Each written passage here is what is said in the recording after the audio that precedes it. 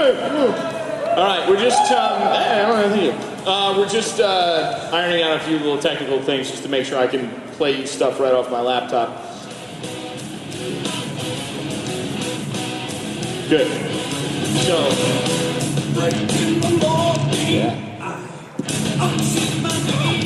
yeah, I mean, just feel free to ride that when we're, you know what I mean, when I'm playing stuff, just to make sure everybody can hear. All right. That was a band that I used to be in called Major Deacon. We were a metal band. Yeah.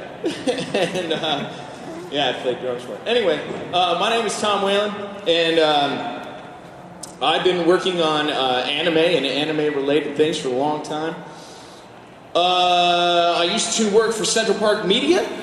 Does anybody remember Central Park Media? Hey, all right, good. Yeah, they're not around anymore. Unfortunately, they went under. But it was a great run while it lasted. I worked there for a little over 4 years, producing and then directing a lot of anime programs, a lot of the, the English language versions of things. And then I ended up working independently. I had my own company for a while, which was called Tripwire, and then basically Central Park Media or other companies would come to me as an external vendor to produce, localize their, as they call it in the business, localize their anime into English. And for kids, scooped me up, and I directed a bunch of stuff for them. I directed a show called Mew Mew Power. Does anybody remember Mew Mew? Tokyo Mew Mew, as most of you would know it. And I directed Magical Do Re Mi. I ended up getting all the little girls shows, which I thought was kind of funny based on the other work that I've done that you probably know about. I also directed, I was also like the pinch hitter, so whenever they were short-staffed somewhere, so I directed like Winx Club and G.I. Joe and even a little bit of One Piece and things, And then for the last 3.5 years, I've been directing Pokemon. And I am actually the longest tenured director on that show. I think I've directed more episodes than anybody else now that we're into season 14. I think what's airing tomorrow morning is like episode 12 of season 14. Recording-wise, we're about halfway through season 14. So, we're always trying to stay as far ahead of the TV broadcast as we can. So that way when, problems come up, whatever, you never caught with your pants down. I've also recorded, I think, the last 4 Pokemon movies, like movies 10 through 13. And in addition to all that stuff, I do a lot of voice acting. I always get listed as an industry guest at these things, and I guess because I have more and wider reaching experience than most of the guests that ever come to these things, because I've directed and produced and written and acted in hundreds of programs. But I voice act a lot, and I'm in a bunch of shows. I've been in a lot of things over the years. All right. Okay, great. Hello. Oh, yeah. Can you hear me? Hey! How you doing? All right. I didn't recognize you. And these are your work clothes, obviously. Anyway, so I'm also an actor in a lot of things. I've been an actor and stuff for years. Some of my more prominent roles, I played Storm Shadow in G.I. Joe. I was Jammerhead in Ninja Turtles. Yeah, I've been in all of the Yu-Gi-Ohs, and I'm most recently in Yu-Gi-Oh! 5Ds. I was Nervin in the first season, and then I was Crow, and I'm still Crow, and I'm also Lester. So maybe watches the show. Lester's the weird little creepy girly kid who's like a bad guy. And also in Pokemon, I do like 50,000 voices. Did you guys go to opening ceremonies today? Yeah? All right. Did anybody not go to opening ceremonies today? Some of you? All right. So let me just track down some of my videos here, because I actually made a little video compilation of a bunch of the Pokemon creatures that I play. Hang on.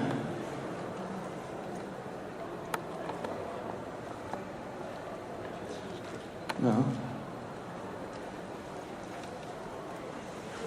So basically, I'm going to talk about myself and what I do, and then you guys can hit me with questions, and we can chat. Also, I mean, and the thing is, you know, I know this being the anime convention and all that, but honestly, most of my work outside of Pokemon is non-anime related stuff, and I'll get into that, and I'll actually show you a bunch of stuff that I work on or have worked on. A couple of things that I'm working on right now that are pretty new, that are pretty damn spectacular. So, anyway, here's a little reel of some of the Pokemon people that I play. Prepare for justice! I must confess, I wouldn't really mind if you were to battle with me.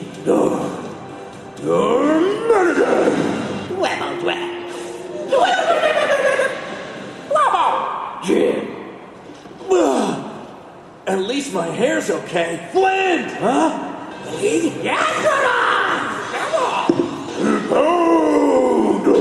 Hitmonlee! Maybe?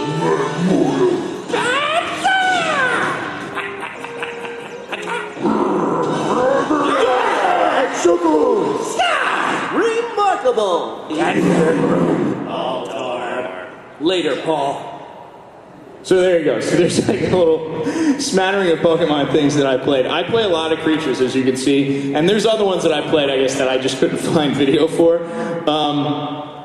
And the Sukizo guy, the little remarkable dude, like I wasn't originally him, but as soon as that part became available, I'm like, oh, I gotta do this one, because he's so funny.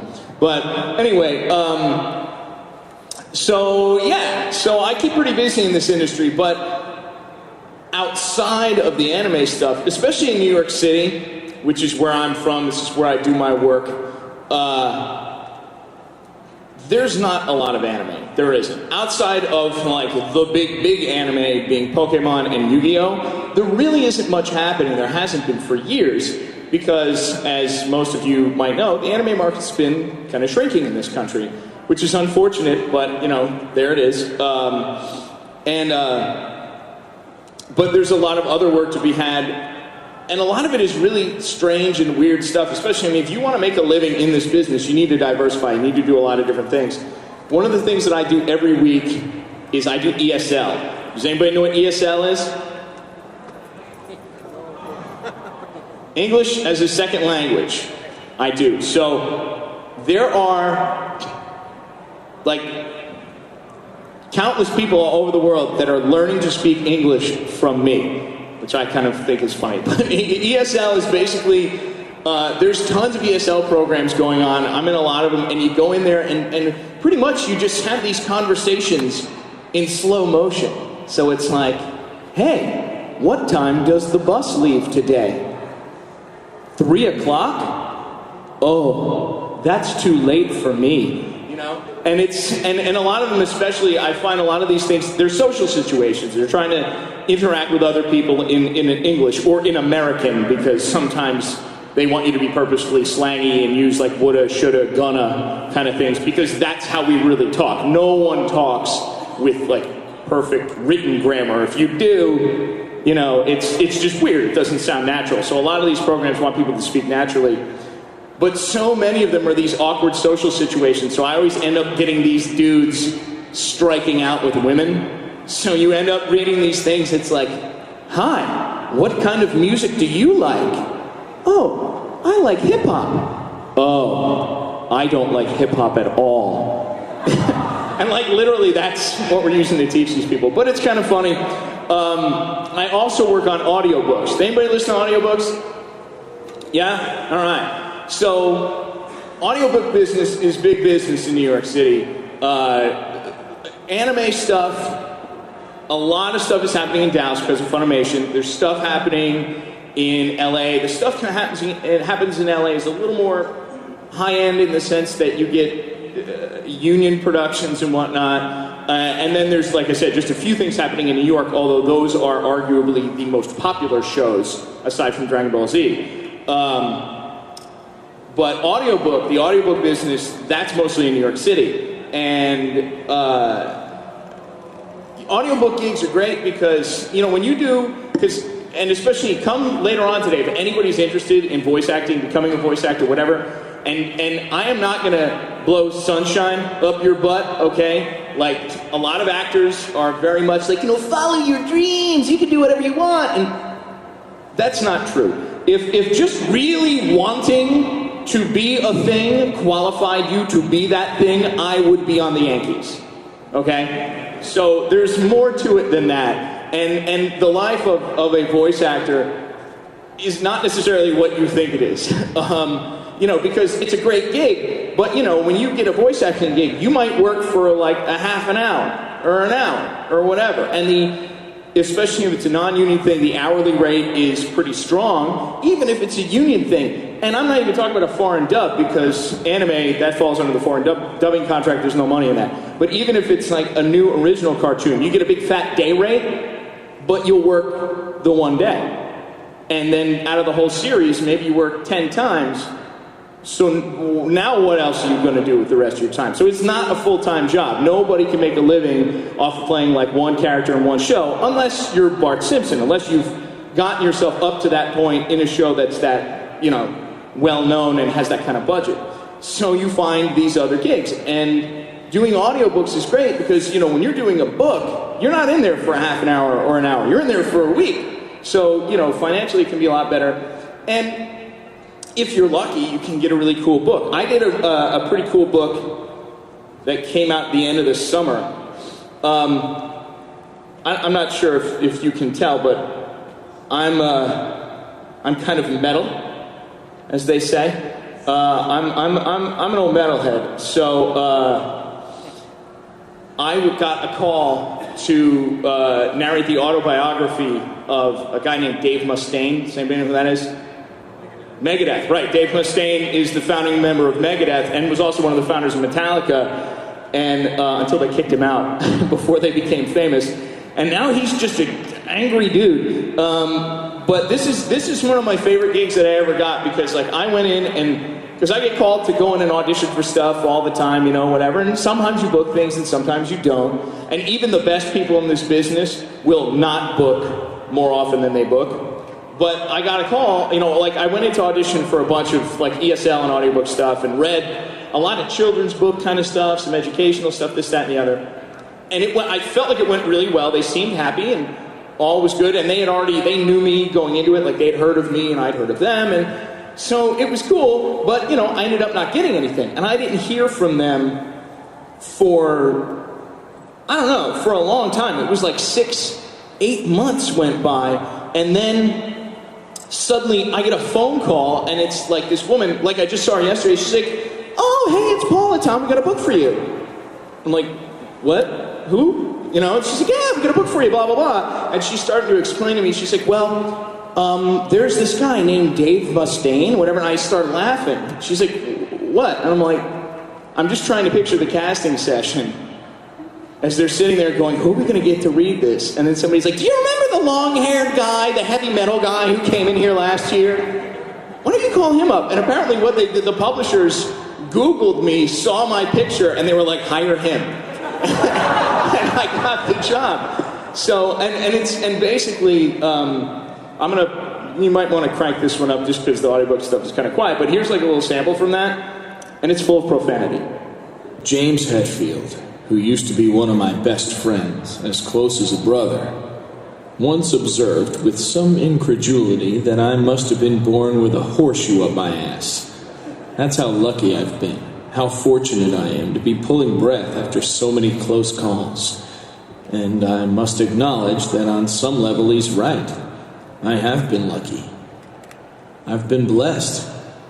But here's the thing about having a horseshoe lodged in your rectum. It also hurts like hell, and you never forget it's there. Anyway, so it goes on and on. It's actually a really cool book. It's like a 12-hour thing. So basically it's 12 finished hours. That's all in the book is, and that takes, if you're pretty, if you're reasonably experienced at this, you usually record about 2 to 1, so it takes took about 24 hours to record. But it was really cool, and apparently Mustaine really loved it and everything, and he's been in New York a couple of times, so I keep missing him, but